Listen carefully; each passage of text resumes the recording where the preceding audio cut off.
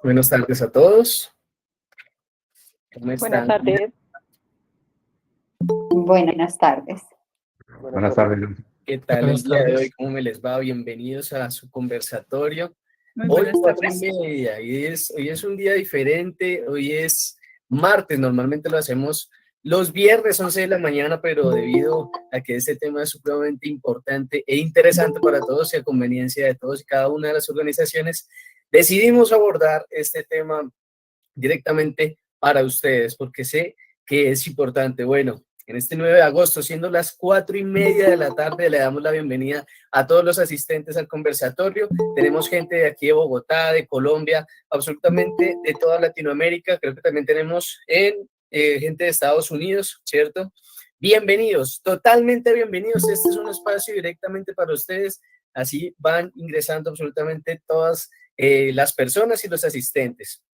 Primero que todo, nuevamente, muchísimas gracias por su presencia, por tomarse este tiempo de acompañarnos el día de hoy. Denme un minutico si se está grabando esta sesión. Un segundito. Iniciar grabación. Listo, ahora sí. Entonces, nuevamente, bienvenidos. Les decía, gracias por tomarse el tiempo de acompañarnos el día de hoy con un tema supremamente importante, un tema donde se debe tomar decisiones responsables, debido al efecto que pueda traer a nuestras organizaciones solidarias en Colombia. El tema de hoy se está agregando muchísimas personas. Bienvenidos, bienvenidos.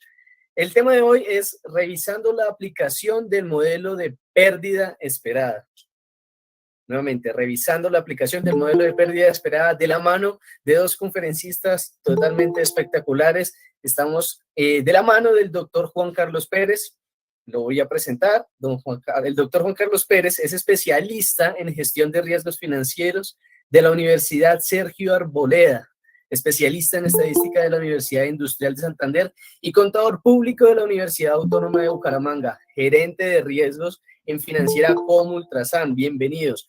Con experiencia en auditoría y administración de riesgo de crédito, liquidez, mercado operativo, continuidad de negocio y SARLAF. Se ha desempeñado en el sector cooperativo por más de 25 años. Y pues adicionalmente quiero presentarles a la doctora Sandra Mateus, CEO de UD Riesgos. Ella es máster en banca y finanzas del Instituto de Estudios Bursátiles, adscrito a la Universidad Complutense de Madrid. Tiene un posgrado de especialización en estadística de la Universidad Nacional de Colombia y economista de la misma universidad.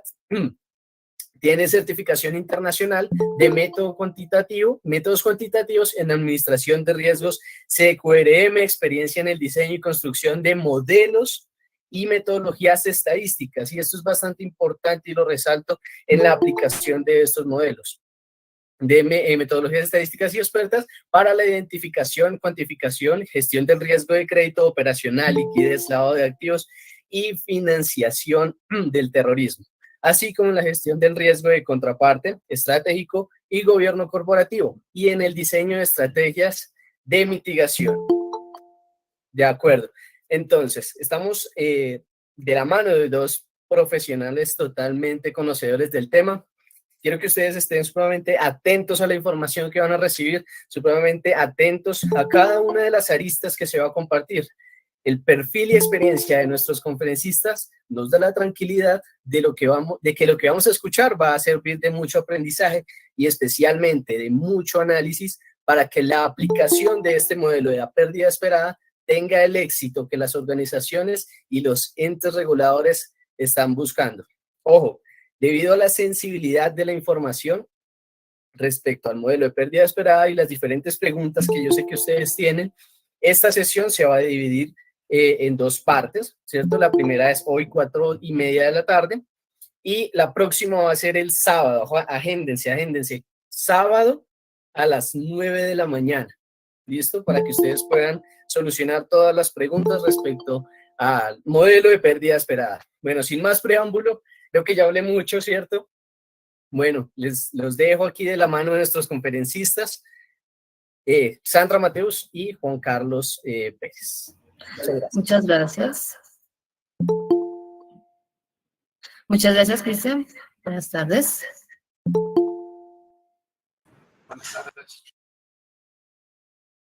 Buenas tardes. Buenas tardes a todos los asistentes. ¿Cómo les va? Bienvenidos a este escenario. Permítanme un segundo. Vamos a subir aquí un poco de volumen. Muy bien. La sesión de hoy, luego de revisar en detalle con el doctor Juan Carlos Pérez, encontramos que teniendo en cuenta el volumen de preguntas que nos han realizado respecto de la implementación de la pérdida esperada, no solamente en la cuantificación de la probable incumplimiento, del BEA, del PDI y como tal de la pérdida esperada, sino ya más desde la perspectiva operativa del quehacer en el día a día, nos ha surgido una gran cantidad de preguntas. Nos vimos, digamos que en la necesidad de convocar a una segunda sesión, porque vemos que en la sesión de hoy no vamos a tener la posibilidad de contar con el tiempo suficiente para abordar esta temática. Entonces, como nos decía Cristian, vamos a tener una segunda sesión el día sábado para que ustedes, por favor, se agenden. Allí vamos a generar nuevamente un link para que esta sea un poco más participativa.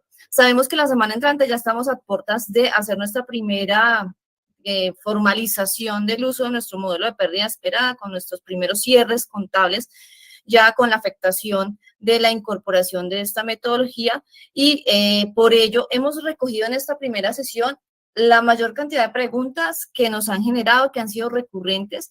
El doctor Juan Carlos nos va a exponer en esta primera parte este detalle del análisis que él ha hecho, del acercamiento que nosotros hemos tenido con la superintendencia, tanto él directamente como desde UD Riesgos también hemos tenido acercamientos directamente que nos han permitido tener un poco más de información de pronto de lo que está especificado y de lo que está escrito en la superintendencia o lo que los documentos técnicos o formales han sido publicados.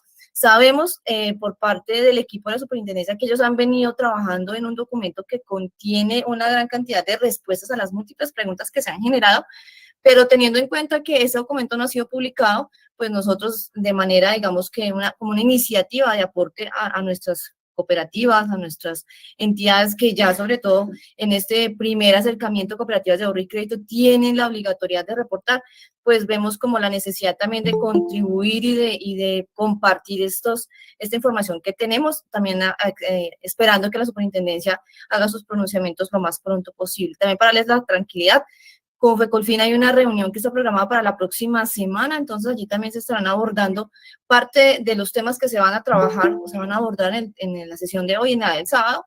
Y pues, por supuesto, la retroalimentación que se nos genere de parte de esa reunión también la estaremos compartiendo inmediatamente porque sabemos la premura que se tiene.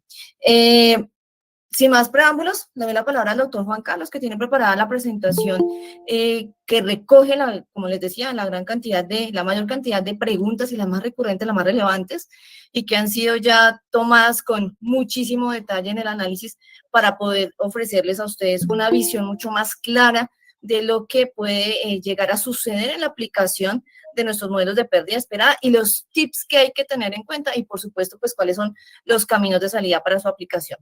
Muchísimas gracias, doctor Juan Carlos. Le cedo la palabra. Listo. Muy buenas tardes. Muchas gracias, doctora Sandra. Y bueno, un saludo especial para todos. Juan Carlos, si nos estás hablando, todavía no te escuchamos. Sí, se escuchó al doctor Juan Carlos. Listo, perfecto. ¿Están viendo mi presentación? Sí, señor. Sí, señor. Perfecto. Listo. Bueno, entonces vamos a empezar a abordar los temas. Sí, señor. Y como la doctora Sandra, pues hay muchas inquietudes en lo que es la aplicación y sobre todo lo que va a ser lo de la alicuota, por unos efectos contables que ya debemos estar revisando para evaluar cuál es el manejo que le vamos a dar. Entonces, para iniciar, pues partamos de algo, de tener en cuenta los antecedentes. Si bien es cierto, nosotros veníamos aplicando una provisión que lo hacíamos bajo una metodología de la circular básica contable del año 2008, que era más enfocada a lo que era pérdida incurrida. Es decir, en el momento que el crédito alcanzara a tocar una mora es que empezábamos a generar las respectivas provisiones. Ahora nos vamos a enfrentar a lo que está establecido en la NIF 9, que es algo que se ha tomado para Colombia también a través de los modelos de referencia, que es cómo establecer esa pérdida esperada basado en esa información histórica de nuestros asociados, de su comportamiento, y basado en ese comportamiento establecer una probabilidad de que el cliente nos vaya a incumplir y anticiparnos ante ese posible deterioro, que eso es lo que se establece en la NIS 9 bajo los modelos de pérdida esperada. ¿Qué ha hecho la superintendencia? Pues ha construido, basado en la información que ha recopilado de las entidades, pues ha construido el modelo de referencia aplicado para la entidad. Y en este modelo, pues vamos a tener algunas situaciones que es en lo cual empezamos a ver un cambio. Y uno es, pues, la constitución de las provisiones, que si bien es cierto, veníamos haciendo unas provisiones, algunas entidades vienen haciendo provisiones adicionales, que las cuales les permite tener unas coberturas ante unos posibles deterioros, pero el modelo de pérdida como tal, pues nos va a exigir mucha más provisión. Y en especial vamos a ver que el efecto donde más marca el requerimiento de provisión es en la cartera ENAC, que nosotros pues no veníamos aplicando ningún tipo de provisión, y es donde pues tiene la mayor participación la cartera y donde nos empieza a pedir provisión. Y la demás cartera, pues dado su comportamiento, que lo vemos y lo vamos a ver más adelante, pues también con las mismas variables, aquellas clientes que lleguen a tocar una variable del modelo que le genera una mayor calificación, pues va a durar un buen tiempo en esa calificación, así esté al día, con lo cual nos va a exigir que tengamos que generar las provisiones basado en esa calificación. Es uno también de los efectos que vamos a ver, y que es bueno hacer el ejercicio, y los que hemos tenido la oportunidad de hacerle el seguimiento, no solamente de un mes, sino de varios periodos, nos damos cuenta que el modelo como tal nos va a empezar a pedir mayor provisión. ¿Eso qué nos va a impactar? En los presupuestos que tengamos de las entidades, porque el nivel de exigencia, no solamente por la alicuota, sino ahora por el comportamiento de la cartera, pues nos va a requerir provisiones que nos toca evaluarlo frente a los presupuestos que se tengan. Pues partiendo, bueno, esta es la forma como vamos a calcular ahora en adelante la provisión, que es basado en el modelo de pérdida esperada, que nos pide 3 elementos, que ya los conocemos y lo hemos discutido durante varias reuniones, que es la probabilidad de incumplimiento, la pérdida de incumplimiento y el valor expuesto del activo. Tenemos un cronograma, que es el cronograma que se estableció y que inicia para las cooperativas de ahorro y crédito. Había un periodo pedagógico, pero como tal el reporte solamente tuvimos un mes de pedagógico, que fue el reporte del cierre de junio, que tuvimos muchas dificultades para subir la información, para hacer las respectivas validaciones, y ahora pues ya tenemos el cierre de julio, en la cual ya tenemos que reflejar realmente el impacto que vamos a tener por la aplicación de este modelo. Pero hay otras entidades que van a tomar mayor tiempo, que ya son las cooperativas de nivel 1 y de nivel 2, en las cuales pues vamos a tener que el cronograma para que ellos les aplique el modelo de pérdida esperada, pues va a tomar mucho más tiempo. No van a tener periodo pedagógico como fue el caso que se había planteado para las cooperativas de ahorro y crédito, sino que ellas inmediatamente aplican y reportan. Pero ¿qué pasa con estas entidades? Que si bien es cierto hay un cronograma para la aplicación de la pérdida esperada, ¿qué va a pasar con la provisión como se viene constituyendo? Y eso es importante de cara ya al cumplimiento de la normatividad, revisar cómo se viene calculando esas provisiones hoy, porque la circular externa del 2008 pues ya perdió vigencia con la nueva circular, y en la cual pues ya vemos 2 metodologías, que es el anexo 1 y el anexo 2. El anexo 2 que contiene el modelo de pérdida esperada, y el anexo 1 que tiene la nueva forma de hacer las provisiones, que bajo el enfoque que veníamos haciendo pues tiene unas diferencias y tiene unos efectos que también vale la pena revisar, sobre todo las entidades que tienen un mayor tiempo, porque ya tendrían que estar aplicando las provisiones bajo ese nuevo enfoque.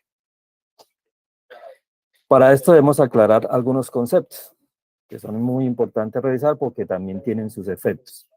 Y uno tiene que ver con el tema de los intereses de los periodos de alivio.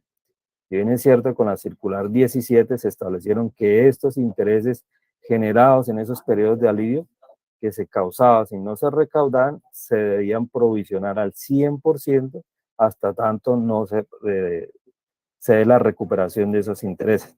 Es decir, eso los tenemos que mantener al 100%. Habrán entidades, algunas que lo llevaron a la final del crédito, lo llevaron a las siguientes cuotas, otros lo llevaron como una cuota extra. Entonces, hay diferentes formas que las entidades vinieron aplicando, pero esos intereses que se causaron durante ese periodo, a hoy, a la aplicación, ya sea del anexo 1 o del anexo 2, deben estar provisionados al 100% y verse reflejado como tal en los estados financieros. Pero esos alivios no desaparecieron con la circular básica contable del 2020. Esos quedaron inmersos en el numeral de otros tipos de modificaciones de cartera, en la cual vuelve a hacernos referencia a que esos intereses, si bien es cierto, se pueden constituir periodos de gracia, pero esos intereses que se causen y no se recuperen, se deberán provisionar también al 100%. Es decir, salimos y aplicamos un modelo de referencia y en ese modelo de referencia tenemos que reconocer esos intereses y mantener la provisión como tal. Y en el reporte, pues ya vemos que en el nuevo reporte, en el 90-80 y el 90-27, pues hay un campo en el cual vamos a marcar cuáles son los créditos que tienen alivio. Esto es muy importante porque hay que revisar nuestros sistemas, cómo está tomando estos intereses, cómo está haciendo la provisión y que a pesar de que apliquemos el modelo de pérdida esperada, pues debemos mantener esa provisión de ese 100%.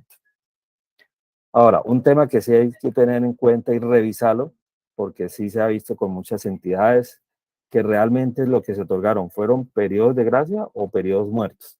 Y hay una gran diferencia entre el uno y el otro. Los periodos de gracia realmente sí se causan esos intereses. Y ahora, ¿en qué momento los voy a recuperar? Esos intereses que causan en ese momento son los que debo mantener al 100% provisionados.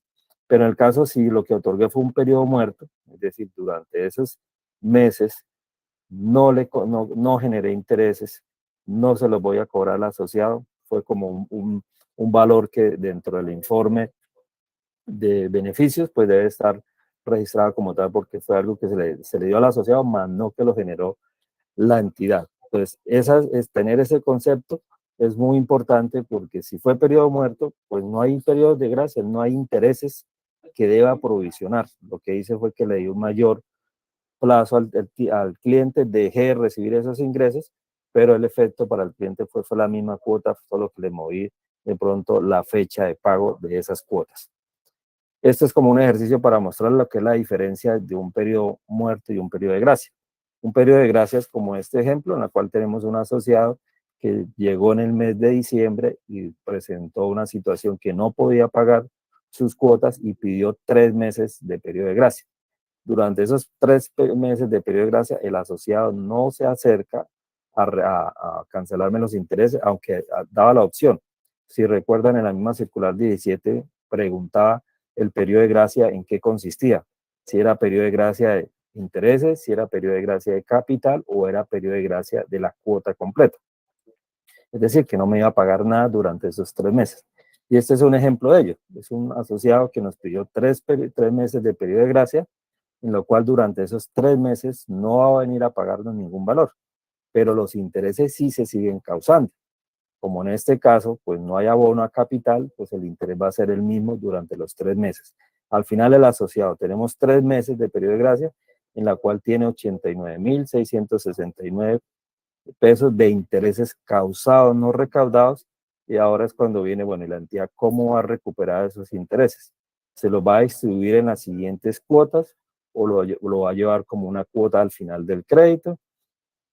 Entonces, ya pues las entidades tenían diferentes formas de aplicarlo, o lo va a cobrar en la primera cuota en la cual me va a cancelar el asociado, pero esos intereses son los que tendría que identificar para saber que esos son los que tengo que mantener provisionados al 100%. Diferente de este caso, que es un periodo muerto. Un periodo muerto en el cual le digo al asociado, durante esos 3 meses no me viene a pagar nada, pero tampoco causo ningún interés. Es decir, son muertos totalmente porque la entidad no va a generar ingresos como tal, y simplemente la sociedad, cuando se termina el periodo muerto, pues viene nuevamente y retoma y paga nuevamente la cuota como la venía cancelando. En ese caso no hay intereses que se deban provisionar al 100%.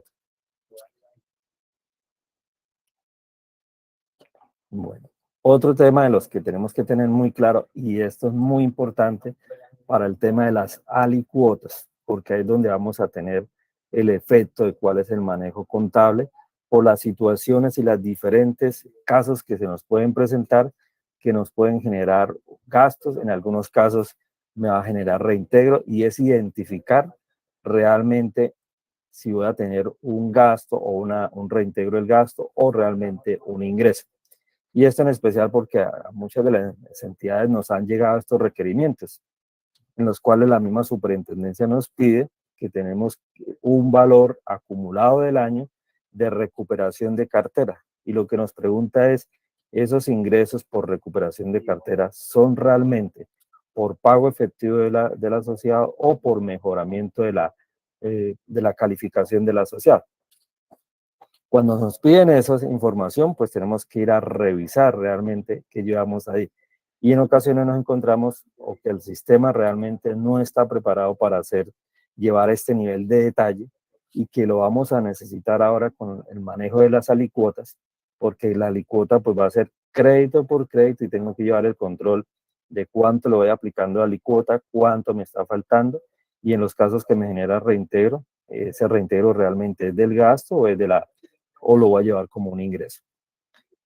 Y hay requerimientos que llegan que inclusive le piden a la revisoría fiscal que los tiene que certificar, que si efectivamente esa recuperación de cartera que lleva la 4225, pues que certifique cuál fue el mecanismo, si fue por un pago efectivo, por una reestructuración o una reclasificación. Y ese nivel de detalle, pues la única forma de poder tener esa información es llevar crédito a crédito de manera individual, cuándo me genera gasto y cuándo me genera un reintegro. ¿Y esto por qué lo hacemos énfasis? Porque hemos encontrado y hemos podido, con casos de partners que hemos estado revisando esta situación, y nos encontramos que en ocasiones el aplicativo no está preparado para llevar este control, o lo que tenemos es un software contable que lo que registramos es a nivel global las cuentas. Cuánto vamos a generar de gasto, cuánto vamos a generar de reintegro, pero globalizado por el neto que me dé en el mes. Y resulta que ahí es cuando vamos a enfrentar que cuando nos preguntan y nos piden este detalle, no tenemos cómo entregar la información. Y para ello, pues debemos tener clara la dinámica contable. Si bien es cierto, estas no son las cuentas contables que estamos utilizando hoy en día, pero esto es la dinámica contable que está en el catálogo de cuentas que está publicado en la página de la superintendencia. ¿Y qué nos dice? Cuándo llevamos al gasto y cuándo reintegramos el gasto. Y lo debemos reintegrar cuando son del mismo ejercicio. O sea, si yo tengo un gasto o tengo una menor provisión, pues tengo que ir a mirar qué gasto he constituido para hacer la reversión de ese gasto. Y en caso contrario, cuándo lo llevo a una recuperación. Y lo podré llevar a un ingreso solamente cuando corresponda a provisiones generadas en ejercicios anteriores. Entonces, ¿qué va a pasar? ¿Por qué hoy hago mucho énfasis en esto? Y lo hago por el mismo efecto que tiene el modelo, tanto para el anexo 1 como la aplicación del anexo 2. Porque el anexo 1 me va a pedir reintegro en algunos casos, y ese reintegro tendré que tener claro si realmente es voy a aplicarlo o aplica para una reversión del gasto de ese crédito de lo que haya generado en el año, o realmente corresponde a una recuperación. Pero ¿qué nos va a pasar con las recuperaciones? Que aquí es donde tenemos que evaluar, porque si vamos a aplicar el anexo 1 para las entidades que todavía se demoran en aplicar el modelo de referencia, pues les va a generar un ingreso, y en algunos casos hay entidades que por el tema de impuestos municipales tienen que pagar industria y comercio sobre esos ingresos por recuperación de cartera. Entonces, ese es un efecto que hay que realizarlo y tener en cuenta cuál es el impacto que va a tener en nuestro estado financiero. Entonces, hemos encontrado que hay entidades que, lógico, como la aplicación o la herramienta no logra llevar el control de crédito a crédito de cuánto va generando el gasto durante el año y cuándo es reintegro del gasto, pues en ocasiones, si bien es cierto, presentamos un neto en los estados financieros, ese no va a cambiar, pero en la composición de qué era para gasto y qué era para ingreso es muy diferente si lo llevamos a nivel detallado. Y a nivel detallado, pues ahora para el tema de la alicuota, pues debemos que llevar como ese control para que vayamos sabiendo en qué caso nos va a generar reintegro. Y sobre todo porque ahora que vamos a ver los ejercicios, pues nos encontramos en casos en que aún aplicando la alicuota, podemos tener ese reintegro. ¿Por qué? Por la forma como se ha construido la metodología para aplicar la alicuota. Este es un claro ejemplo. Es un claro ejemplo de un ejercicio en la cual se lleva un valor de gasto y un valor de ingreso. Y como vemos en este caso, pues como se hacía a nivel global, no a nivel detalle uno a uno de cada operación de crédito, pues podríamos llevando al gasto un valor que realmente no corresponde al gasto que realmente me está generando. Como lo llevo neteado, eh, estoy distribuyendo unas partidas muy diferentes. Entonces, como vemos acá, tenemos un valor y el mejor ejercicio es en enero. En enero, pues, no se ha generado ningún gasto. Entonces, no tengo de dónde hacer algún reintegro. Para este ejemplo, pues, tenemos un ejercicio de un mes de enero que, si bien es cierto, el neto es el mismo, son 31 millones, y si vemos, pues, es lo mismo, 31 millones, pero no corresponde eh, todo al gasto, sino que hay una proporción que va que una es que me genera gasto, pero hay otros que me están generando es un ingreso.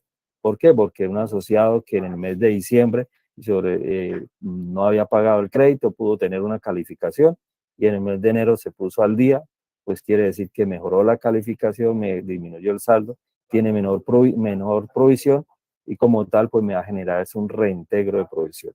Ese nivel de detalle, si lo llevo mes a mes, pues ahora que los que vamos a aplicar y tenemos que aplicar el modelo de referencia para el mes de julio, nos vamos a encontrar eso cuando vamos a hacer la aplicación de la alicuota, que vamos a tener algunos que me van a generar un reintegro y otros que me generan pues mayor gasto. Y lo que me genera el reintegro, pues tengo que mirar, voy a reversar parte del gasto de esa operación de crédito de lo que haya constituido durante el 2022, o realmente no tiene gasto durante este año, sino que viene con esa calificación desde el año anterior, y lo que me va a generar es un reintegro. Y voy a tener reintegros a pesar de que el crédito no me haya pagado ninguna cuota durante el año. ¿Por qué? Por la aplicación de los aportes, ahora al 100%, eso de una vez tiene un efecto. Y aquí, bueno, es un pequeño ejercicio de mostrar el detalle. Para esto, pues se puede llevar un control a través de una hoja en Excel en la cual podemos mirar como el nivel de detalle crédito por crédito. Y aquí tenemos el primer caso. Primer caso, un crédito que para el mes de diciembre tenía 2.536.650 de provisión de capital, y para el mes de enero tiene 2.454.824, es decir, tiene una menor provisión. Como es el primer mes, pues en el primer mes no se ha constituido ningún gasto, pues me va a generar es un reintegro. Este reintegro es a un ingreso. Lo mismo nos pasa para el segundo mes. El mismo crédito, pues igualmente tiene menor provisión, entonces tiene un ingreso. Pero miremos este otro caso. Un crédito que viene que al mes de marzo tiene acumulado, si vemos en el mes de marzo, ni tuvo gasto ni tuvo ingreso, es decir, se mantuvo la misma provisión que tenía el mes anterior, pero tiene acumulado durante el 2022 un gasto de 372.893. Y tenemos el caso que para el mes de abril tenía, esto era lo que tenía en marzo, y para el mes de abril, pues el asociado hizo un pago, se puso al día, y tenemos nos genera una menor provisión. Como tenemos una menor provisión, la diferencia entre lo que tenía es una menor provisión por 721.625. Cuando vamos a mirar el detalle de ese crédito en particular, solamente tengo un gasto acumulado del año de 372.893. Quiere decir que al gasto solamente puedo reversar esos 372.000, y lo demás se va a constituir en un ingreso. Entonces aquí es cuando viene la partida, ¿qué reverso del gasto y cuál voy a llevar al ingreso? Este ejercicio, así tal cual como lo estamos viendo, me va a pasar con la aplicación de alicuotas, porque vamos a tener alicuotas que van a tener este comportamiento. Y puede ser que en los primeros meses es gasto, pero luego tengo es un reintegro. Y ese reintegro tendré que ir a compensarlo, a mirar si es del gasto del año o realmente lo tendré que llevar como un ingreso.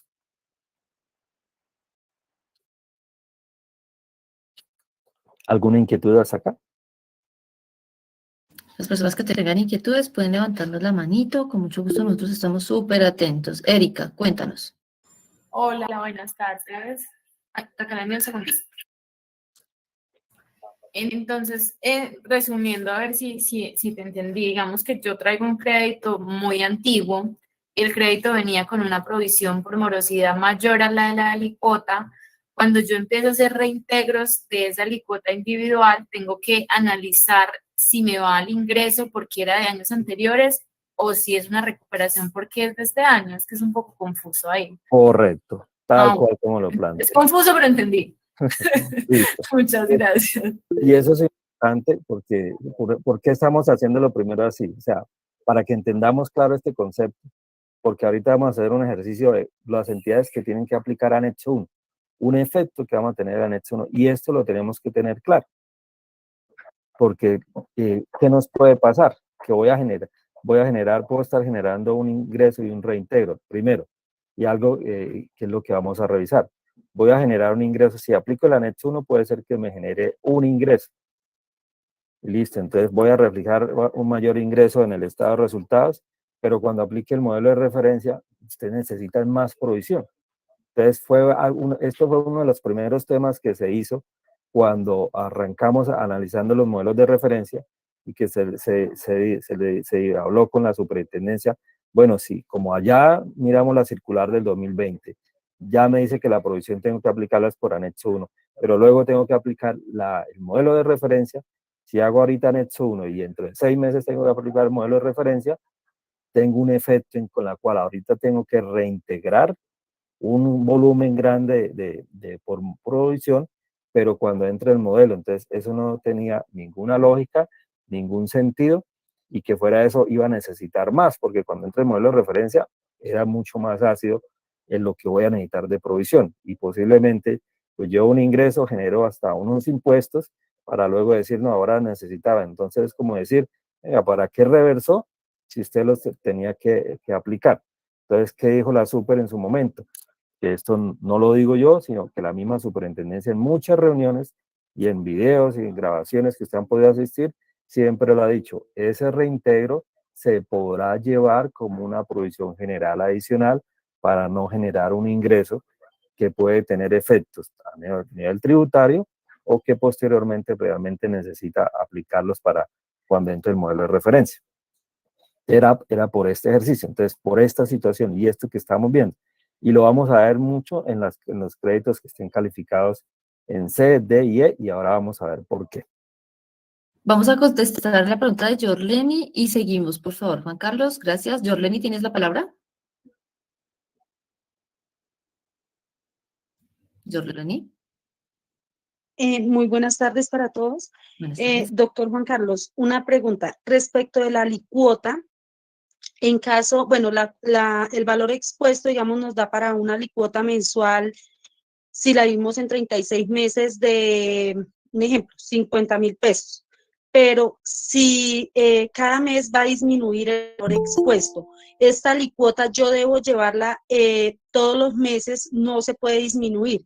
Es decir, que nosotros tendríamos que hacer un deterioro en un mes, o sea, el 100% de nuestras obligaciones quedarían deterioradas en un menor tiempo, no en 36 meses. Sí, correcto. Es que ahí vamos a ver también un tema que vamos a aclarar ahorita. Una cosa es la alicuota y otra cosa es el gasto. Son los dos conceptos que tenemos que tener muy claro porque la alicuota va a ser fija, pero no significa que el gasto va a ser fijo todos los meses. Por lo que tú has dicho, el saldo varía y eso lo vamos a ver ahorita con un ejemplo. Con una situación, lógico, como yo establezco una diferencia entre la provisión que me genera el modelo y la provisión que tenía, me genera un valor, pero al final puede ser que el cliente sigue pagando su crédito, y sobre todo lo vamos a ver en los créditos de libranza. Llega un momento en que, como yo saqué una diferencia y la que voy a aplicar en la alícuota, me va a estar generando es reintegro, a pesar que dije que me faltaba. ¿Por qué? Porque lo está difiriendo en un tiempo y está tomando una foto, que es lo que siempre se ha dicho. La alícuota es una foto única que se hace en el mes de julio, no se vuelve ya a mirar. Y de ahí en adelante, partiendo de eso, es que empiezo a hacer el ejercicio. Pero vamos a encontrarnos con eso, que a pesar que me falta, cuando tomé la foto me faltaba, puede ser que en los siguientes meses no voy a generar un gasto, sino voy a generar un reintegro por la forma como está definida la aplicación de la alícuota, que ese es un ejercicio que vamos a ver ahora. Juan Carlos, solamente esta acotación aquí rápidamente, que es la que está en el chat. Dice, si se tiene un deterioro general adicional, ¿cuál es el procedimiento para utilizarlo para compensar ese deterioro individual adicional que se genera por el rodamiento de la cartera y así no aplicar las alícuotas siempre y cuando el exceso de deterioro general cubre el deterioro individual requerido? Bueno, el problema es que se ha dicho que la compensación de la provisión, utilizar la provisión general, que nosotros lo hicimos, o sea, cuando creo que las entidades, las que tenían microcrédito, que tenían que aplicar, arrancan con el 1%, el 2, el 3 y el 4, que es el último porcentaje, pues le generaba ahí un efecto. En nuestro caso, nosotros hicimos ese ejercicio, no aplicamos el 1, sino de una vez no fuimos con el 4, y lo que hicimos fue sí compensamos, entonces no, ese 4 que teníamos que aplicar, sobre todo para la cartera calificada en A, pues nos generaba un gasto, solo compensamos con lo que teníamos en la provisión general en ese mes que lo aplicamos. Ahora, eso lo hicimos durante ese primer mes, pero vamos a darnos cuenta que es que de aquí en adelante todos los créditos van a empezar, dependiendo de su comportamiento, van a empezar a pedir más provisión. Entonces, es bueno hacer el ejercicio porque no sabemos, así tengamos una provisión general adicional, hasta cuándo nos puede aguantar, porque una parte va a ser lo que nos va a generar por el tema de alícuota, y otro efecto que va a tener, que ya lo hemos revisado y la doctora Sandra ya va a presentar en muchas reuniones, pues tenemos varias variables de mora, y así el cliente esté al día, en el momento que tocó esa mora, a partir de ahí ya queda calificado con ella hasta que nos salga del horizonte en la cual se está mirando la mora, y le va a pedir mayor provisión. Entonces, uno de los efectos que tenemos que mirar es eso, qué situaciones, en qué casos y cuándo podemos compensar con la provisión general adicional. Muchísimas gracias, Juan Carlos. Ahora sí podemos continuar. Listo, entonces para la generación del deterioro, entonces partimos que ya con lo que nos decía la circular, vamos a tener dos anexos, el anexo 1 y el anexo 2, que el anexo 1, si bien es cierto, pues es muy similar, solo que tiene unas particularidades que el solo aplicarlo ya nos va a generar reintegros, que es lo que vamos a mirar ahora. Y el anexo 2, que son de acuerdo al cronograma. Entonces, lo importante es, para las entidades hay un cronograma para aplicar el anexo 2, que fue el que vimos al inicio de la presentación. Hay unos plazos, dependiendo del tipo de entidad, que tendremos que aplicar el modelo, el anexo 2, que es el modelo de referencia.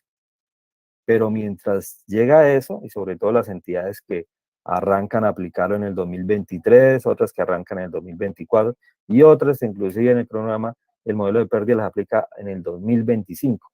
Pero mientras llega ese periodo de tiempo, esa fecha de aplicación del modelo, la provisión tendrá que hacerla con esto. Y la pregunta es, ¿y ya evaluamos el impacto de esto? Porque esto nos genera unas situaciones que son las que entramos a evaluar y que tienen sus efectos contables. Entonces, ¿como cuáles? Entonces, aquí partamos que esto es lo que teníamos en la circular del 2008, en la cual tenemos las diferentes carteras, cartera comercial, consumo, vivienda, microcrédito, y que teníamos unas provisiones, unos porcentajes que aplicábamos para capital y unos porcentajes para los intereses. Si vemos, la cartera en A, pues no tenía ningún porcentaje, por eso es que ahí nos está impactando fuertemente los modelos de referencia, porque acá nos van a pedir, ya la cartera en A inicia con un porcentaje por lo menos de provisión. Y la cartera en B, pues también tenía un porcentaje, pero arrancaba en el 1. Algunas entidades trabajaban con unos rangos, o sea, no arrancaban con el 1, sino arrancaban aquí del 1, podían irse hasta el 19, o sea, siempre hasta el rango, antes del rango eh, siguiente. Y con eso pues se aplicaban unos porcentajes de provisión. Con los modelos de referencia pues ya esto no aplica, inclusive ya ni los porcentajes individuales, porque ya trabajamos es con un modelo de pérdida esperada en la cual tiene unos parámetros que son unas probabilidades de incumplimiento que dependen de una calificación que genera un modelo que es el que establece la misma superintendencia. Pero mire esto para que lo tengamos presente. Hasta antes de la circular, toda la cartera que estuviera calificada por riesgo en C, D o E, los intereses que se causaran iban a estar provisionados al 100%, en todo el tipo de cartera. En todos los tenemos provisionados. Entonces, ahí siempre íbamos a tener una provisión de capital y unos intereses que si el cliente no pagaba, o podría tener menos demora, pero por evaluación de cartera, por efecto de reestructuración, estaba calificado en C. La norma nos decía, por calificación de riesgo, de C en adelante, usted lo tiene que tener provisionado al 100%. Y así lo veníamos aplicando todas las entidades. Pero viene la circular de 2020 y nos cambia esto, porque ya en ninguna parte, si ustedes leen la circular, en ninguna parte le dice provisión de intereses, porque ese concepto desaparece. Ya no se habla de una provisión para capital, ya no se habla de una provisión de intereses, ya no se dice que los intereses que lleguen a ser calificados en CDB se deban provisionar al 100%, no, eso desapareció con la circular. Ahora nos habla desde un BEA y nos dice, usted deberá aplicar unos porcentajes de provisión sobre un valor del BEA. ¿Y qué es el BEA? Capital, intereses, cuentas por cobrar, y a eso le va a descontar los aportes, le va a descontar la garantía, y si ese valor es mayor de 0, pues usted le va a aplicar un porcentaje de deterioro, porque ahora ya también cambió el concepto, ya no hablamos de provisión, ahora hablamos de deterioro, y a ese valor que nos queda en el BEA, le tendré que aplicar ese porcentaje de deterioro según la calificación. Entonces, ¿qué vamos a tener? Entonces, haciendo el símil a lo que teníamos, es como decir, pues, puedo aplicar el mismo porcentaje tanto al capital como a los intereses.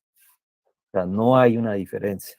Es el mismo porque es un porcentaje sobre el BEA que incluye también los intereses. Entonces, este es el efecto que quiero que vean. Esta cartera que la teníamos provisionado estos intereses al 100%, se bajan, para el caso mire consumo, se bajan al 10, se bajan al 20 para esta, se bajan al 50 y listo. Hay algunos que van a llegar ya dependiendo de una altura al 100, pero estos ya no van a estar provisionados al 100%. Posiblemente estos créditos vienen durante un buen tiempo calificados en esa categoría. Entonces, en el momento que aplique el anexo 1, pues ¿qué efecto vamos a tener? Que va a liberar estos intereses que estaban provisionados al 100%.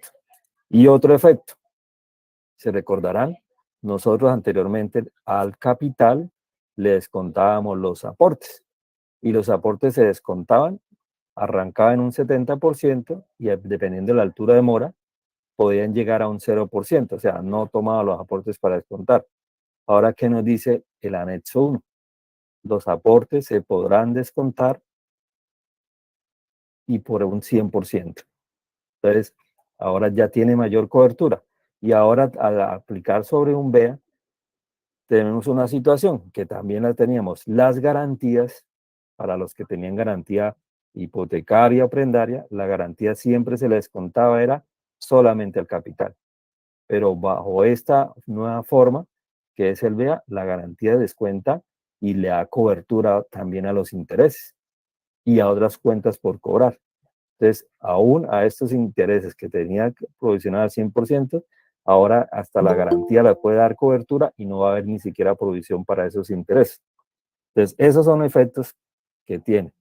Entonces, bueno, estos eran los porcentajes que aplicábamos para las garantías no hipotecarias, que era la que le aplicábamos a los aportes, dependiendo de los días de mora.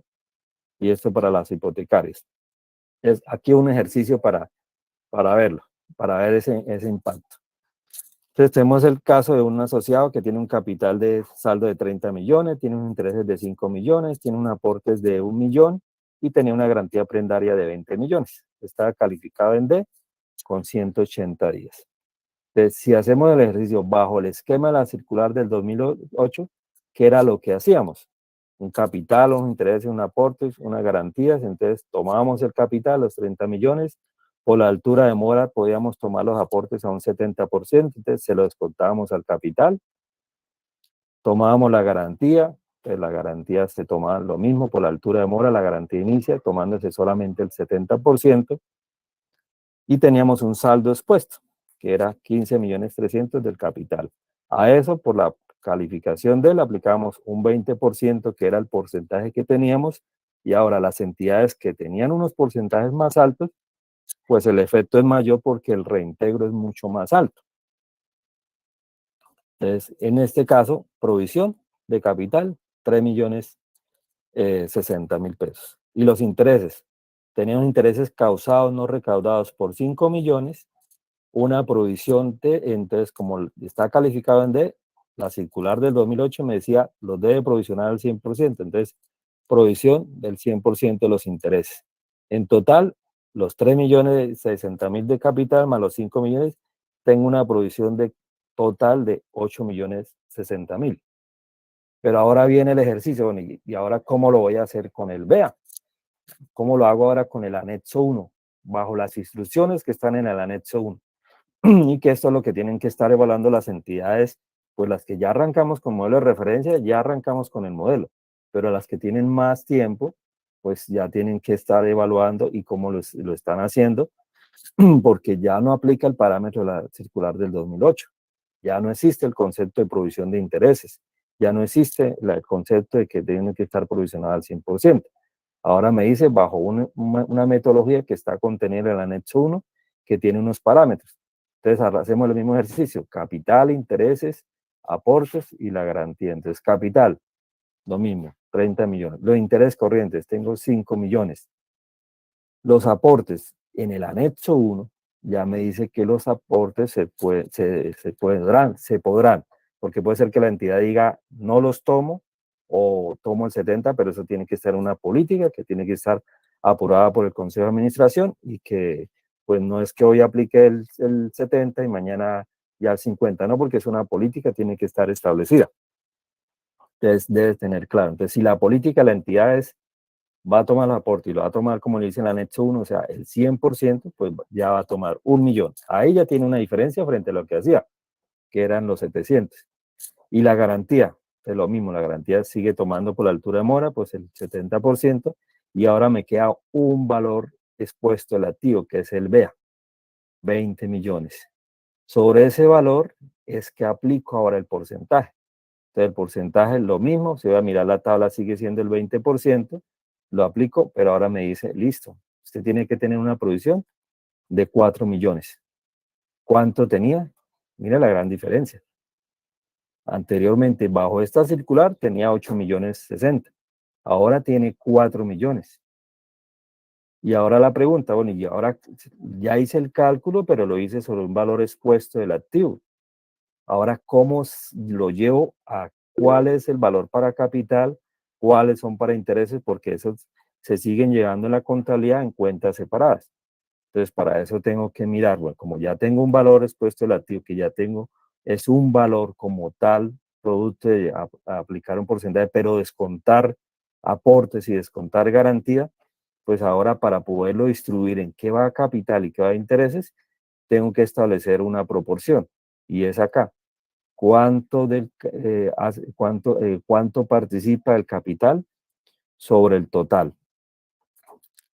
Entonces, saco la parte sobre el saldo total sin descontar los aportes y las garantías. Entonces, en este caso, del total que son los 35 millones, 86 millones es para el capital y 14% es para los intereses. Entonces, esa proporción se la aplico acá. Entonces, a los 4 millones le aplico el 86% y ese sería el valor que voy a llevar al capital, a las cuentas de provisión de capital.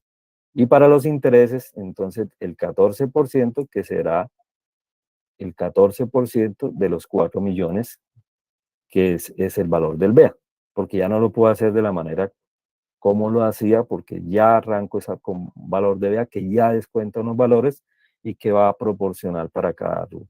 Entonces, en este caso, la provisión, ahora me dice que tengo que tener una provisión de 4 millones y yo tenía una provisión de 8 millones 60, es decir, tengo un reintegro de 4 millones.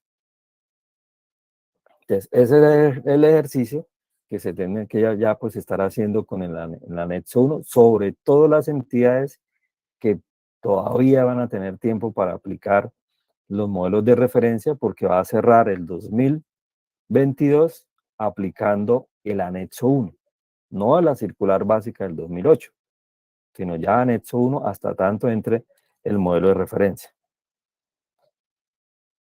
Ahora, un concepto que debemos tener, y bueno, ¿y cómo lo voy a hacer cuando tiene alivios? Que es la otra pregunta y que también muchas entidades, muchos colegas también me han escrito y preguntando, bueno, ¿y cómo hago con los alivios? Si los alivios, si tengo intereses de periodo de alivios, debo mantener la provisión del 100%. Entonces, el mismo ejercicio, con alivios. Capital, intereses, aportes, total garantía. Entonces, capital 30 millones, los aportes 70%, la garantía, saldo expuesto y la provisión, listo. Entonces, para el capital no tengo diferencia, pero en los intereses sí. Entonces, tengo una parte de los intereses que son intereses corrientes generados en periodos que no son de alivio y tengo un interés generado en periodo de alivio.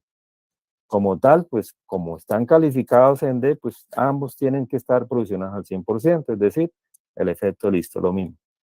Cosa diferente sería si la calificación no fuera D, fuera A. Si fuera calificación en A, en intereses corrientes, pues por ser A, no tiene provisión. Y los alivios, esos intereses que son de periodo de alivio, como lo dice la norma, deben estar provisionados al 100%.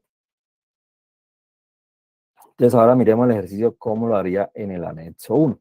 Entonces el anexo 1 parte de lo mismo, capital, intereses, aporte, garantía.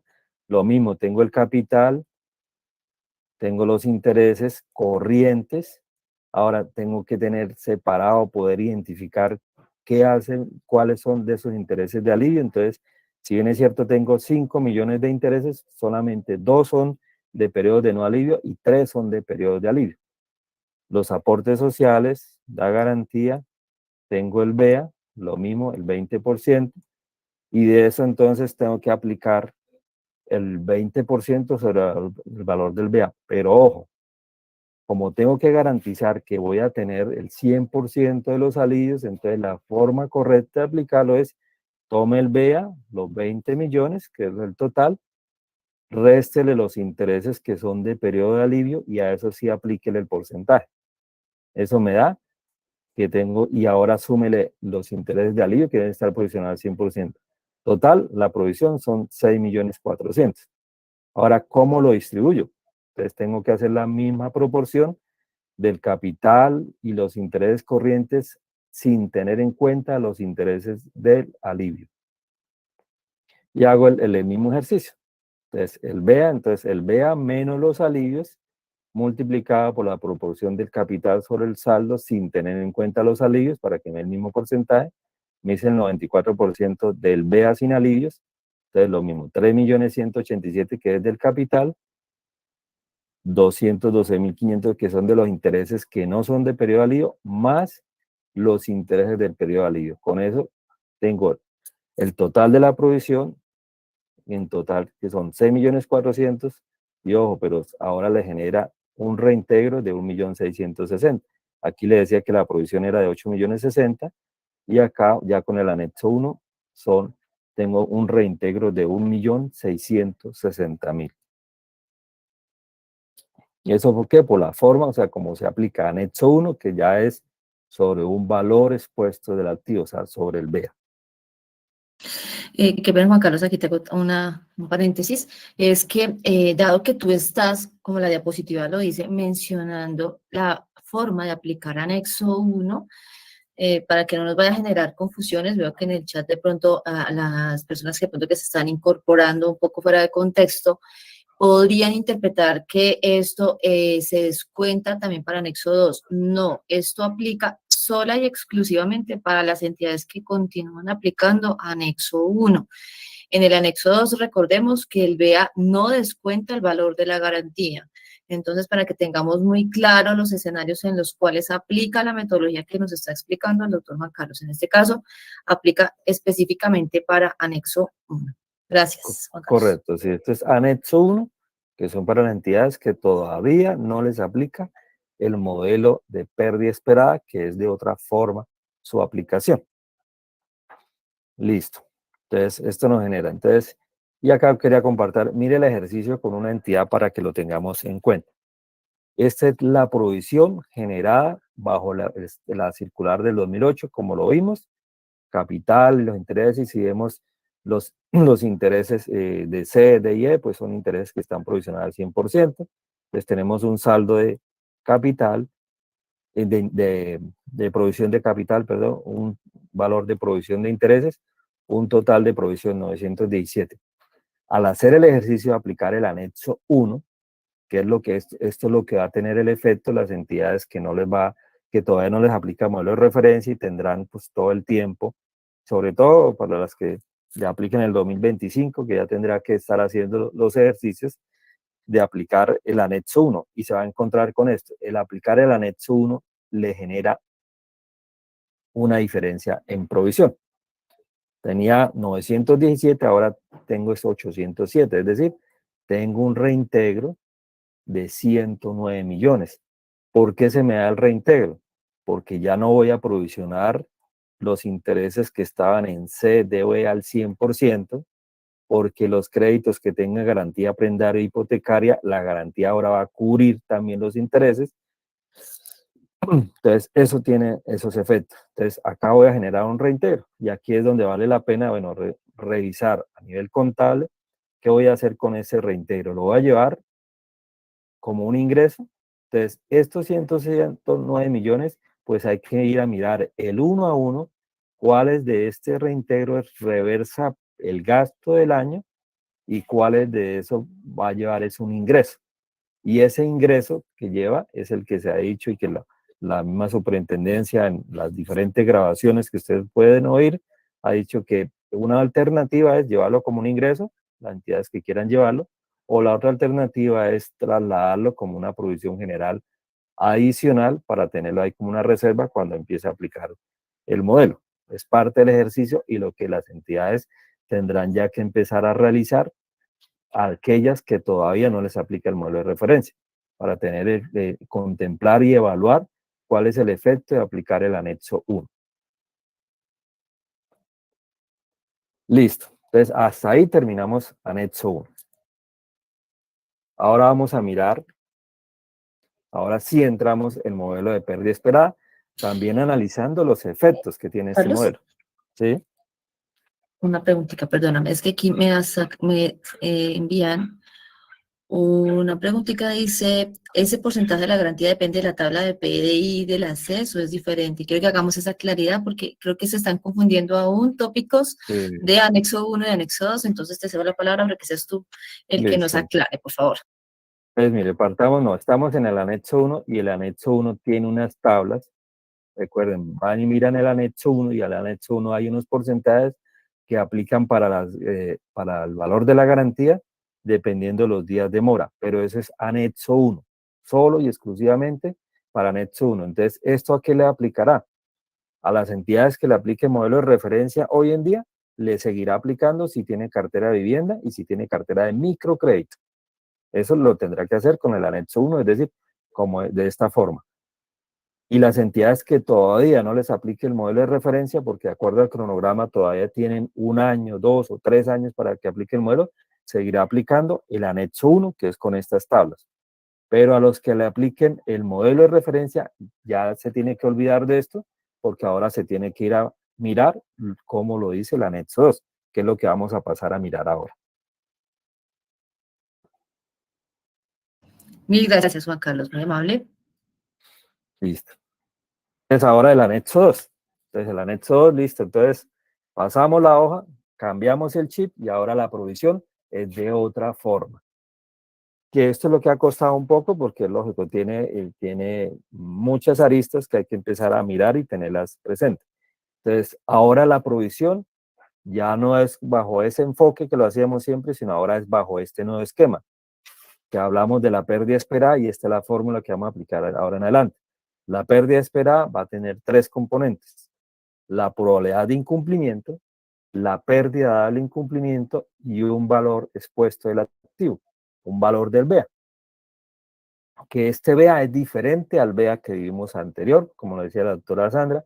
En el anexo 1 en el BEA sí descuento garantías, en el anexo 2 el BEA no descuento garantías.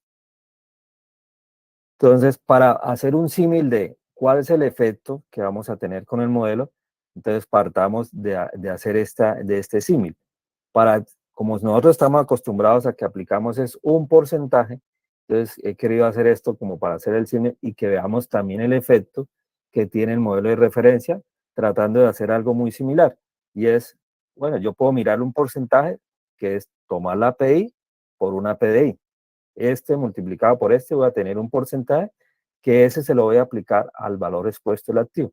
Esto para asimilar lo que veníamos haciendo y cómo lo vamos a hacer ahora y veamos el efecto que también vamos a tener en la cartera, porque acá nos vamos a encontrar cuando aplicamos el modelo de referencia que voy a tener unos valores que me van a generar para aplicar alicuota, pero voy a tener otros que son negativos. Entonces la pregunta, ¿y por qué tengo valores negativos? Por la aplicación del modelo que también genera reintegro. Entonces miremos esto. Entonces no vamos a mirarlo aquí todos, solamente estoy mirando para el caso de las cooperativas de ahorro y crédito y estamos mirando los porcentajes que aplican para la cartera consumo con libranza y consumo sin libranza. Pero cada cartera y tipo de entidad pues va a tener unos porcentajes que tendrá que hacer el ejercicio, que es lo mismo, porque depende de la probabilidad de incumplimiento que le aplican a ellos. Una cosa son para cooperativas multiactivas, fondos de empleados, cooperativas sin sesión de ahorro y crédito. Bueno, entonces, para eso existe una tablita en la cual tenemos que mirar a cada una de las entidades en qué grupo estamos para mirar. Entonces, este ejercicio es para las cooperativas de ahorro y crédito y específicamente para la cartera con libranza. Entonces, aquí lo que he hecho es esto mismo. Tomo la PI que le corresponde a cada calificación por una PDI que depende del tipo de garantía y con eso voy a tener un porcentaje que sería el que voy a aplicar sobre este valor. Entonces, veamos los efectos. Entonces, mire, para la cartera consumo. Entonces, venía comentándole, tenemos una provisión que veníamos aplicando, capital, intereses, según la calificación que tenía, y unos porcentajes que venía aplicando para los intereses, que como vemos, se debe al 100%. Ahora voy a tener, ¿qué pasa si tengo hipoteca? Entonces, el gran impacto que tengo es acá. Mi gran porcentaje de cartera está calificado en A. Y anteriormente esa cartera era cero provisión. Ahora voy a tener, si tiene hipoteca, mínimo va a tener el 0.20. Si tiene prenda, va a tener el 0.25. Si no tiene ninguna garantía admisible, pero tiene codeudor, un 0.30. Y si no tiene garantía, un 0.38 de la cartera que esté calificada en A por el modelo, ¿no? En la cartera en B, si vemos, pues también tengo otros porcentajes, pero mire lo que pasa en la cartera consumo con libranza, la cartera que está calificada en CDOE. Tenía una porcentaje que era del 10% en capital y en intereses del 100%. Ahora voy a tener, si es garantía hipotecaria, entonces, ¿qué pasa? La metodología anterior, tradicional, si tenía una garantía hipotecaria y la garantía cubría, pues no había provisión. En este caso, así la cubra más del 100%, mínimo va a tener una provisión del 1.76, los créditos calificados en C, 1.79 los D, 9.09 los calificados en E. Así tenga la cobertura tanto en la hipoteca como la prenda, pues sea más del 100%. Entonces, esa cartera que no le hacía provisión porque tenía una garantía hipotecaria prenda, ahora sí va a tener una provisión. ¿Cuánto? Mínimo estos valores. Ahora ya tendremos que mirar si la garantía cubre o no cubre, porque vamos a tener que hacer otros ejercicios. En el caso de los codeudores, entonces miremos, es en el caso de codeudor, o sea, o sin garantía, que no tiene ningún tipo de garantía. Pase de tener una provisión del 10% de capital y 100% de intereses a una provisión total del 2.65. Entonces la pregunta, ¿libero provisión ahí? Claro que sí. Se va a liberar provisión ahí porque tenía la cartera que tenía esa calificación, tenía unos mayores porcentajes y ahora va a tener unos porcentajes inferiores. Lo mismo en sin garantía, o sea, en estos casos, entonces, o 2.65 o 3.31. En estos, voy a aplicar un 2.69 y acá un 3.36 y viene aplicando un 20 o un 100%. Y el efecto va a ser todavía mayor en las entidades que por política tenían que la provisión era superior a los mínimos establecidos en la circular básica del 2008. Es decir, que no aplicaba el 20, sino aplicaba un 30, un 40 o inclusive un 49%. Entonces, ahora no va a poder aplicar ese 49% porque ahora es el modelo de referencia. El modelo de referencia tiene sus propios parámetros, que tiene una probabilidad de incumplimiento, una pérdida de incumplimiento, y que la calificación se origina a partir de un modelo. Entonces, ya no podré hacer eso, podré aplicar provisiones adicionales, sí, pero lo tendrá que llevar en la general adicional con el sustento técnico de por qué tendrá esas provisiones adicionales. Pero en el modelo tendrá que tener hasta tanto la entidad no construya y aplique un modelo propio, que ha dicho la superintendencia que hasta que no tenga más de un año funcionando, podrá hacerlo en paralelo un año y ya hasta el tercer año podrá tener ya aplicando el modelo. Entonces, este es el ejercicio. Entonces, este es el efecto que vamos a tener en este tipo de cartera. Ahora, aquí quise hacer un ejercicio como para que miremos, bueno, ¿de dónde salen esos porcentajes? Mire, es el ejercicio de tomar un crédito que el modelo me lo calificó en A, me dice que la probabilidad de incumplimiento es del 0.50. Y voy a mirar una garantía.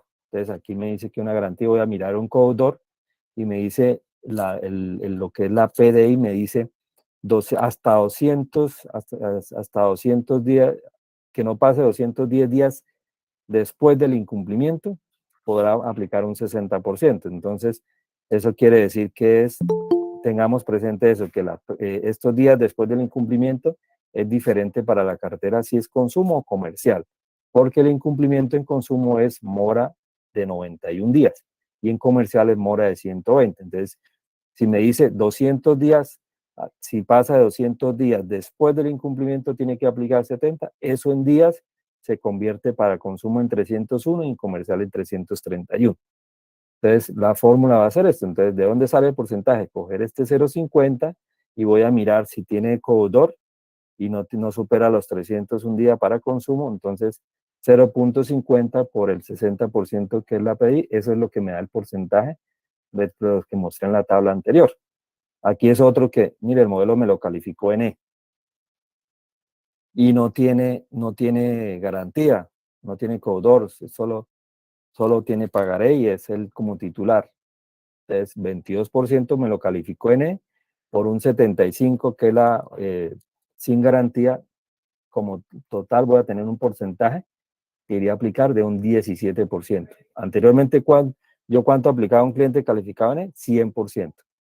O ahora va a ser un 17%, ahí voy a tener un efecto, voy a tener reintegros. Listo. Y lo mismo un crédito incumplido. Una pregunta, Juan Carlos, que me están haciendo, hay unas personas que están en YouTube porque están fuera de la sala, pero en relación con los intereses que están fuera de balance, que ya cesantes causales, están fuera de balance, ¿qué tratamiento se les daría frente al modelo de referencia? Ninguno, porque son intereses que están en cuentas de orden y esos Correcto. seguirán en cuentas de orden. Entonces, esto solamente es capital e intereses, pero intereses corrientes, o sea, que están causados y reconocidos en la contabilidad, que están reconocidos en el balance y están en la cuenta 14. Esos, como los llevé en cuentas de orden, pues seguirán en cuentas de orden y esos no van a tener provisión. Y ahora, pues partamos que en el caso de microcrédito, ahora la suspensión de la causación no es por calificación, como se hacía antes, que decía, si llega una calificación de C, suspende la causación, provisiona los intereses, ahora no, ahora es por altura de mora. por altura de mora. Si tiene para microcrédito mora mayor a 30 días, ya deja de causar y lo maneja cuenta de oro. Consumo creo que está en 60 días y comercial está en 90. Muchas gracias, Juan Carlos. Listo. Ahora, otro tema que también se tiene que revisar, lo tienen que revisar, pues aquí están los tipos de garantías más comunes que utilizamos. Las prendas, que son las que tenemos, los fondos de garantías, pero ojo, los fondos de garantías solamente Fondo Nacional y FAC. Son los únicos porque son fondos vigilados por la superintendencia. Esos fondos le aplico el 12%, pero el 12% ¿de qué? De lo que cubra.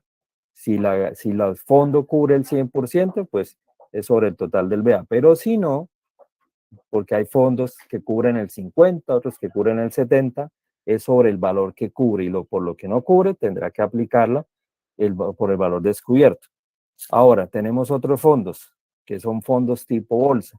Esos tipo bolsas, ya la Super lo ha dicho, los fondos, los avalistas que se están manejando y es que se manejan como una bolsa, pues es una bolsa que es para todos, pero no está claro para cuánto cubre a cada uno. Entonces, esos tipos hay que manejarlos sin garantía, porque no hay un valor directo para cada uno y mal, no, la bolsa ni siquiera alcanzaría para cubrirlos todos. Entonces, eso hay que manejarlos es como sin garantía para aplicarle esta PDI, no le puede aplicar esta. Listo. Y este es para el consumo sin libranza. El consumo sin libranza, pues vemos el mismo efecto. Estos que no les aplicaba provisión, ahora aplica el 60 como mínimo, 0.60 y este el 75. Y los demás, entonces, volvemos a lo mismo. Estos.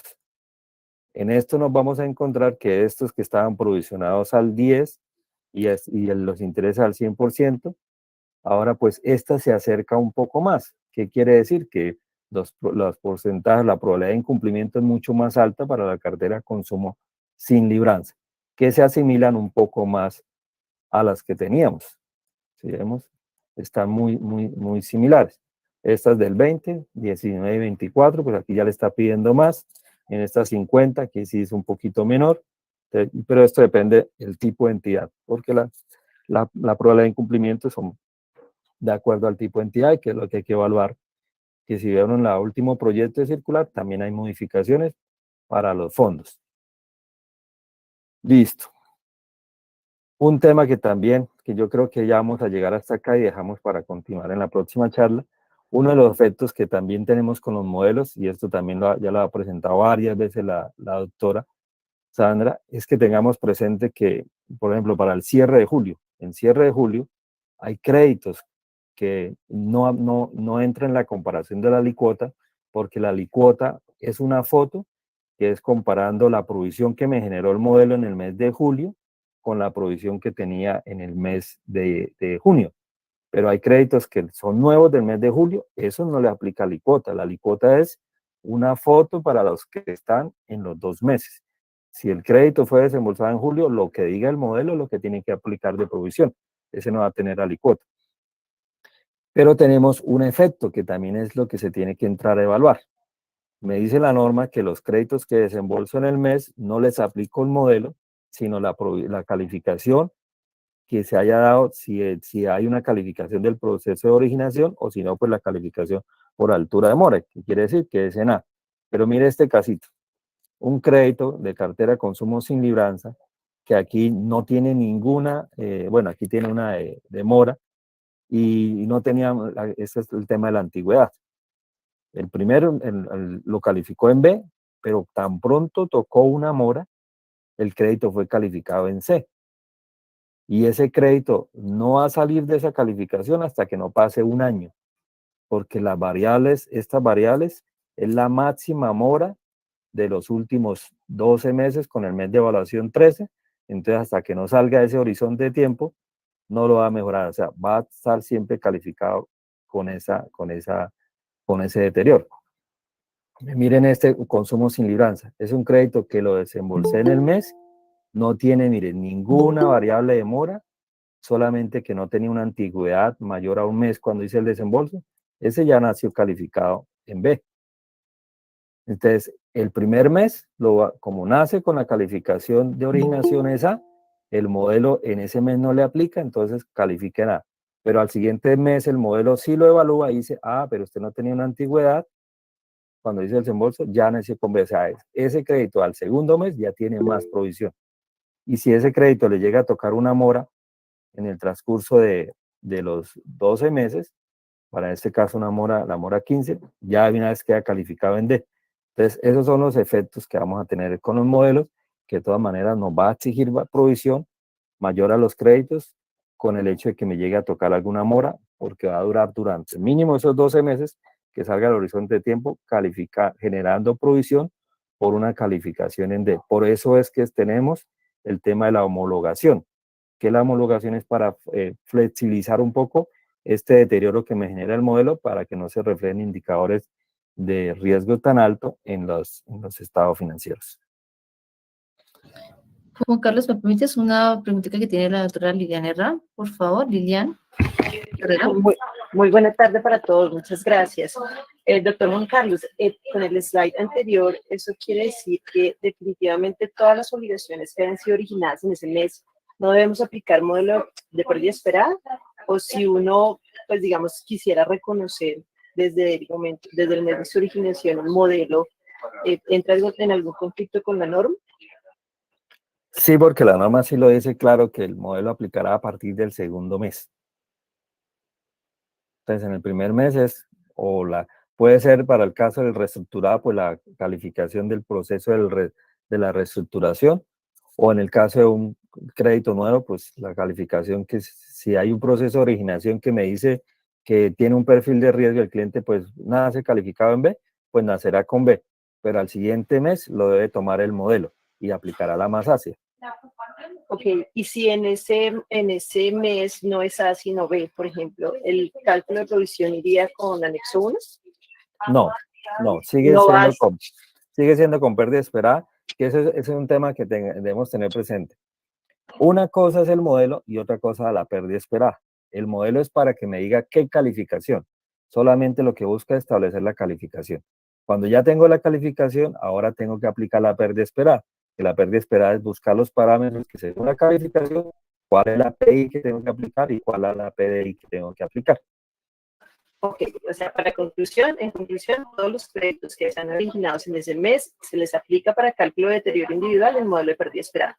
Pero para la calificación, sí se aplica a partir del segundo mes. O sea, si para el primer mes no le aplica modelo de pérdida esperada, es la calificación que puede ser por altura mora, originación A, y el segundo mes ahí sí le aplica el modelo. Pero solo para calificación, para cálculo de deterioro sí. Sí, para el cálculo de deterioro es la misma fórmula. Por PI, por PI, por PDI. Desde el primer mes. Desde el primer mes, sí, Okay. Desde el primer mes. El anexo 1, pues ya nos olvidamos, porque a las entidades que le aplican el modelo de pérdida esperada ya no le aplican anexo 1, solo si tiene cartera comercial, vivienda y microcrédito, seguirá con el anexo 1. Ok, doctor. Y hablando de anexo 1, rápidamente una pregunta. Si la cooperativa o la entidad tenía de años atrás una política mayor en términos de porcentaje de provisión, por ejemplo, para los créditos de vivienda con anexo 1, ¿esa se puede mantener o definitivamente con los cambios de la circular básica contable financiera de 2020 hay que establecer puntualmente los de la norma, o si no estaríamos incumpliendo el modelo? No, si está por política aprobado, se puede tener esos porcentajes, porque es el anexo 1 y lo que maneja es un porcentaje. Ok, listo. Muchas gracias. Bueno. Listo. Entonces, esto es como un ejercicio de una entidad en la cual se hizo el ejercicio y mire la diferencia. Si hoy lo miro por la información de los estados financieros en los cuales existe una homologación, voy a encontrar que solamente tengo 113 créditos deteriorados.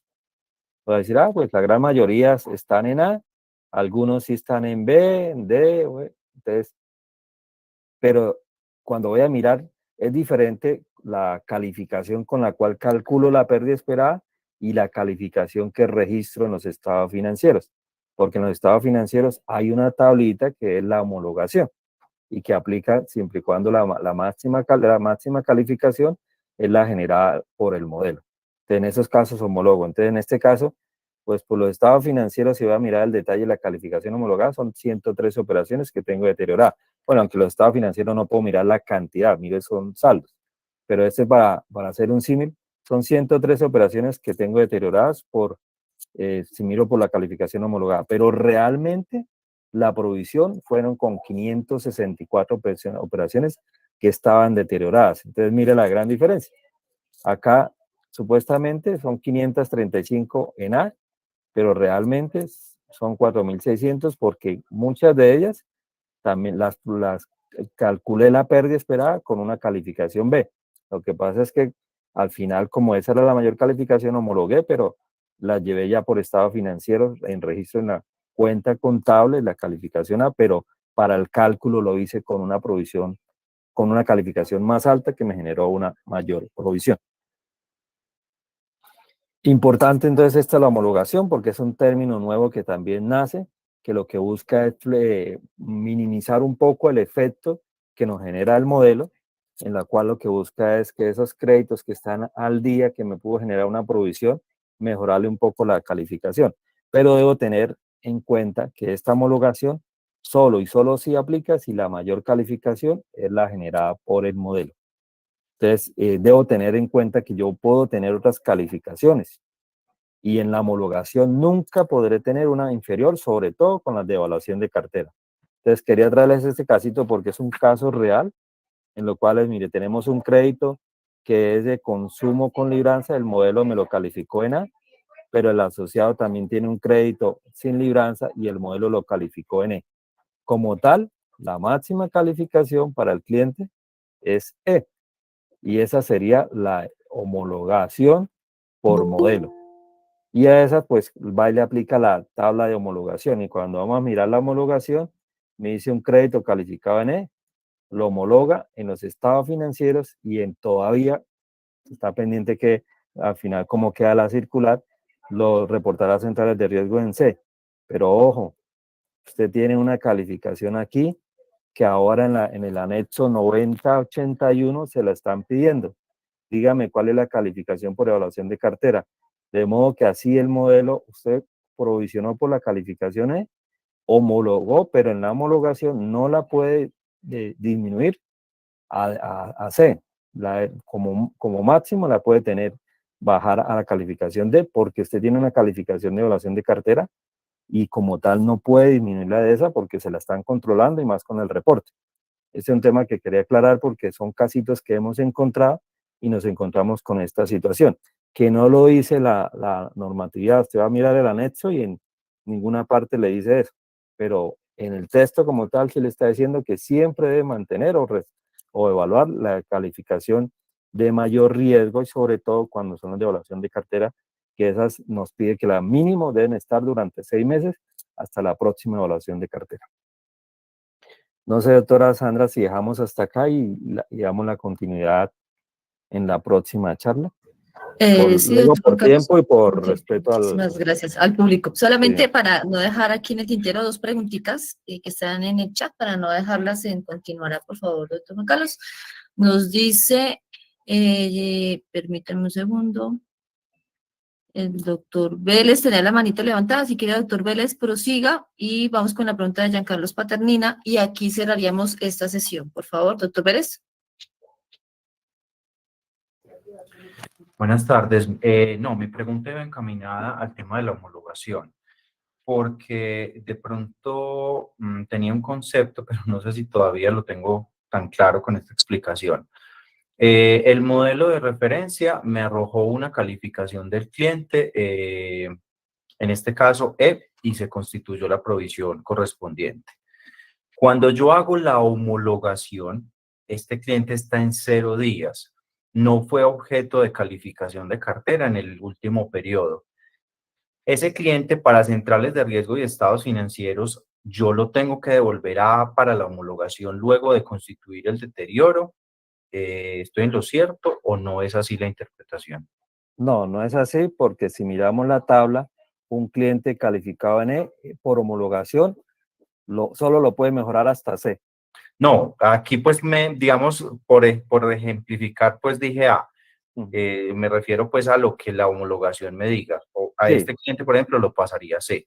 Correcto, lo pasaría a C porque es la homologación que le está estableciendo la circular. Ok, perfecto. O sea, de alguna forma es que, digamos, creo que para todos nos quede claro, es como si yo corriera dos procesos. En el primero estoy haciendo todo el modelo de pérdida esperada, genero la calificación del cliente, hago el proceso de provisión, constituyo el deterioro pues de todos estos clientes. Posterior a ello, hago la homologación para entregarle la calificación que finalmente tendrá ese cliente para estados de resultados y centrales de riesgo. Estoy en lo cierto. Sí, en lo cierto. Y esto ha tocado un tema que es muy importante que lo revisen. De verdad que vale la pena revisarlo, porque es que ahora no vamos a tener que tener una calificación. Tengo que tener 5 calificaciones independientes. Ejemplo, la calificación si le apliqué el modelo y es de libranza, si es sin libranza. Ahora puede ser que un crédito en un mes lo tenga calificado, está por libranza, pero el cliente perdió el trabajo y ya no hay descuento, ya deja de ser sin libranza y lo debe pasar al modelo sin libranza y aplicarle como tal el modelo. Tengo que tener una calificación que es la evaluación de cartera, que esa calificación solamente y solo sí cambiará hasta la próxima evaluación de cartera. Voy a tener una calificación de las modificaciones. Y recordemos que en las modificaciones me permite modificar un crédito y nace con la calificación que tenía, una superior, y solo hasta el siguiente mes que se cumpla con su pago se mejora escalonadamente. Y tengo el crédito reestructurados, que los reestructurados me dice cuando usted hace el proceso de reestructuración, pueden hacer con esa calificación o una de mayor riesgo y solo cuando presente 2 pagos consecutivos se va a mejorar. Entonces puede ser, por eso hay que tenerla de manera independiente, porque yo puedo tener aquí una por evaluación de cartera en B, el modelo puede ser que me haya dicho también, digamos, me haya dicho C, pero acá por reestructurado está en E. Pero el asociado puede venir pagando y este va mejorando cada 2 pagos, entonces ya pasa, mejora la calificación. Y así y va a ir mejorando cada 2 pagos. De modo que puede ser que en algún momento, primero, en este caso, no hay homologación porque la máxima calificación es esta, pero la sociedad es muy juicioso, viene pagando y luego esta calificación se puede convertir en una calificación de A. Pero acá tiene otra que es esto B y acá tiene una que es el modelo. Entonces en esta, la máxima es del C, en esta sí aplica homologación, pero puede ser que salga de la ventana del tiempo del horizonte de la variable que le está generando esa mala calificación y al cabo de más de un año puede ser que el modelo lo califique en B, pero usted tiene una que es calificación de evaluación de cartera y está en B. Entonces, se tienen que mirar de manera independiente porque no son estáticas las calificaciones. La única que queda estática es la evaluación de cartera hasta la próxima evaluación, pero la reestructurada cada 2 pagos se va moviendo. Y el modelo dependiendo de la altura de mora. Entonces se empiezan a mover y dependiendo de esa calificación definitiva es que yo voy a saber si aplico homologación o no. Y todo depende esa máxima calificación de dónde se origina. Por eso en el reporte me están preguntando, la máxima calificación es 1 del modelo, 2 es interna o 3, que es el caso que no le aplica, que es para la calificación es de comercial, vivienda o para modelo micro, que no le aplica. Entonces, Bueno, una claridad también adicional a lo que dice el doctor Juan Carlos, y es que en este momento debemos tener toda la certeza y digamos que el direccionamiento que para modelos de pérdida esperada, siempre la calificación que me da lugar a la API va a corresponder a la de mayor riesgo. Provenga esta del modelo de referencia, la alineada, la de calificación de cartera, la reestructuración, como dice el doctor Juan Carlos, y aquí no media el proceso de homologación para efectos de la cuantificación de la API. La homologación, que es el siguiente paso, vendría a aplicar específicamente, como decía el doctor Juan Carlos, para efectos de la presentación de nuestra cartera en los estados financieros y por ahora, para efecto de reporte en centrales de riesgo. ¿Por qué les digo por ahora? Porque recuerden que hace 15 días exactamente salió un proyecto de norma de la Supersolidaria en el cual eventualmente estos lineamientos pueden llegar a cambiar. No los quiero confundir porque todavía no es un tema oficial, pero ya hay un proyecto de norma por parte de la Supersolidaria en la cual eventualmente el tema de reporte de las personas a centrales de riesgo puede hacerse por habeas data. Entonces también les recomiendo chequear ese proyecto de norma, pero por ahora lo oficial es que se reporta la homologada y se hace la constitución de provisiones con la mayor entre la calificación por riesgo obtenida del modelo de pérdida esperada luego de haber sido alineado, la de reestructuraciones y calificación de cartera. Si quiere, doctor Juan Carlos, entonces hacemos el corte en este momento. Teníamos previsto que seguramente con la cantidad de preguntas que tenemos iba a ser necesario generar una nueva sesión. Por ello, entonces, los invitamos a participar de nuestro siguiente conversatorio, la segunda parte, que estaría para el día sábado en horas de la mañana, 9 de la mañana. Entonces, por favor, hacen el proceso de inscripción. Las personas que eventualmente no logren el proceso de inscripción, recuerden que nosotros tenemos canal de YouTube. Igualmente, este conversatorio se genera de manera virtual también en tiempo real en nuestro canal de YouTube, entonces pueden consultar nuestra página de U de Riesgos. Le doy la palabra a Cristian para que nos haga el cierre, por favor. Muchísimas gracias, doctor Juan Carlos. Muchísimas gracias a los participantes. Muchas gracias, chao, chao. Listo, entonces, ¿qué vamos a seguir mirando en la próxima reunión? Bueno, Vamos a mirar la muchísimas gracias a licuota. ustedes, doctor Juan Carlos, doctora Sandra. Qué espectacular.